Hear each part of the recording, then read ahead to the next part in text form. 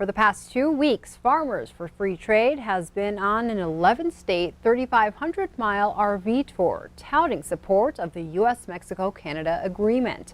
Russell Nimitz rode along as the Motorcade for Trade tour made one of its final stops in Billings. Trade is a very important business tool for Montana farmers and ranchers, and two of our biggest trading partners are Canada and Mexico. Former U.S. Ambassador to China Max Baucus is a founder and co-chair of Farmers for Free Trade and says it's time to set partisan politics aside and do what's right for America's agriculture industry. A bushel of barley isn't a Republican bushel, it's not a Democratic bushel. You know, a steer, a heifer, it's not a Republican steer, or a Democrat. It's nonpartisan. It's crazy how partisan politics sometimes gets in the way. It should not at all, because we're all Americans. We're trying to, make sure our country prospers, and it's part of this trip, because it's bipartisan, is to keep partisan politics out of it and just focus on getting the job done. Michelle Erickson-Jones farms near Broadview and is also the past president of the Montana Grain Growers Association. She says the new USMCA is important for farmers like her.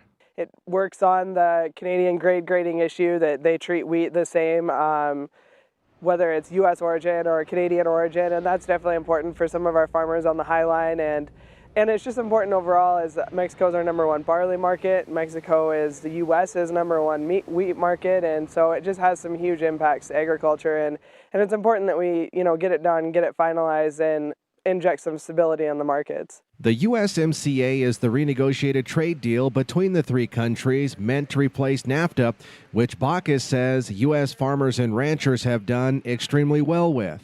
U.S. agriculture exports to Mexico and to Canada since I think 2003, and during NAFTA, have increased 70%. American agriculture exports to those two countries have increased 70%. And add to that, the Montana exports, I think, are about $720 million.